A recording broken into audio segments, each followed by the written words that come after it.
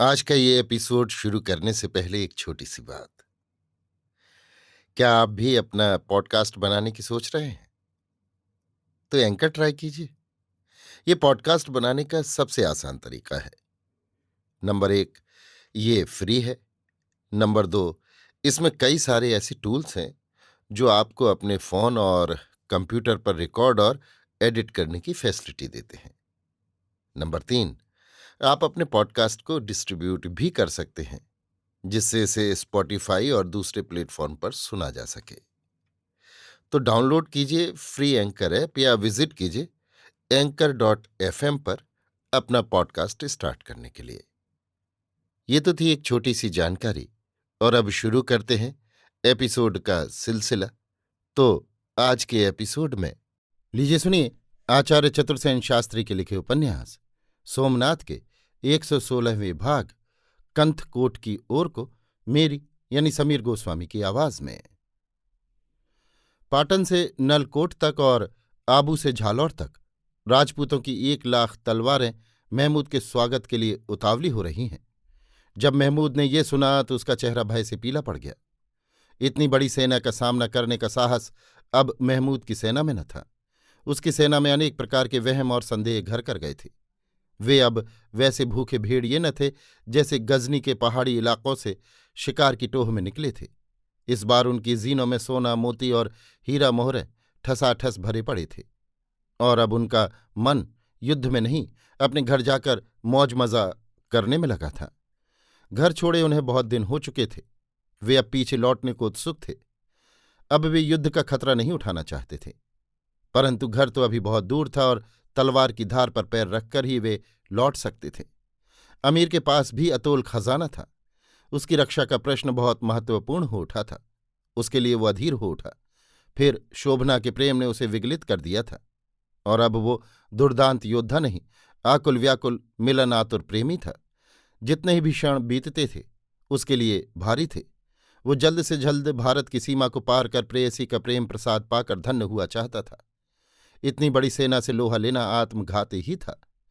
इसलिए उसने राजपूतों की तलवार से बचने के लिए सिंध की राह पकड़ना श्रेयस्कर समझा और कंथकोट की ओर बाग मोड़ी। भंभर पहुंचकर उसने अपने विश्वस्त ममलूक योद्धाओं की संरक्षता में खजाने के हाथियों को इस्लाम कोट की ओर आगे रवाना कर दिया और आप सारा लाव लश्कर लिए धीरे धीरे सिंध में घुसा।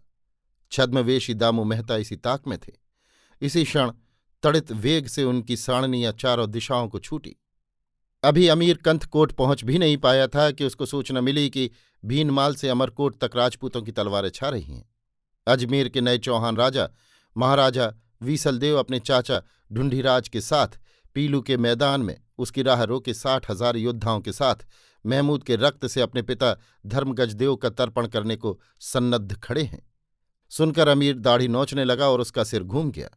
आज उसे सोमतीर्थ का विजेता फतेह मोहम्मद और तरुण मसूद याद आ रहे थे। उसने देखा मेरा सारा ही खजाना शत्रु की डाढ़ में चला गया। एक ओर से महाराज वीसलदेव और दूसरी ओर से सांभरपति ढूंढीराज धीरे धीरे अमीर का माल खजाना लादी हुई गज सैन्य को दबोचते इस्लाम कोट की ओर बढ़ रहे थे। इस प्रकार अमीर और उसके खजाने के बीच एक दीवार खड़ी हो गई थी। इसी बीच उसे दुखद समाचार भी मिला कि महाराज भीमदेव अमीर की पीठ पर दबाव डालते हुए भीनमाल से आगे बढ़ रहे हैं। अब तो अमीर को चारों ओर से मृत्यु मुंह बायों से समूचा निगल जाने को विकराल रूप धारण किए निकट आती दिख पड़ी।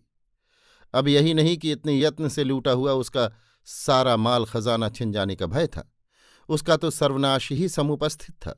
वो पागल की भांति अपने खेमे में बफरे बाघ की भांति घूम रहा था। उसके वजीर सेनापति सब निरुपाय थे।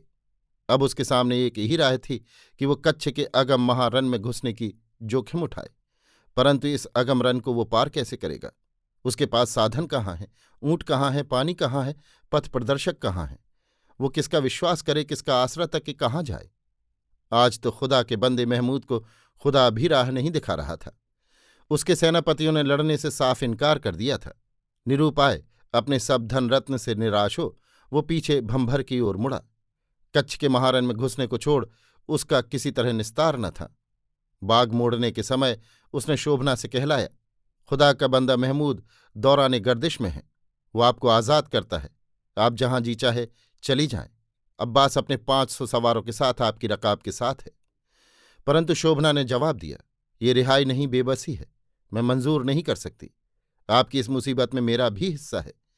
अमीर नामदार जब अपने उरूज और रुतबे पर हों और इस बंदनी को रिहाई देना चाहें तो उस समय देखा जाएगा। शोभना के इस जवाब से महमूद इस विपत्ति में भी बाग बाग हो गया। अभी आप सुन रहे थे आचार्य चतुर्सेन शास्त्री के लिखे उपन्यास सोमनाथ के 116वें भाग कंथकोट की ओर को मेरी यानी समीर गोस्वामी की आवाज में।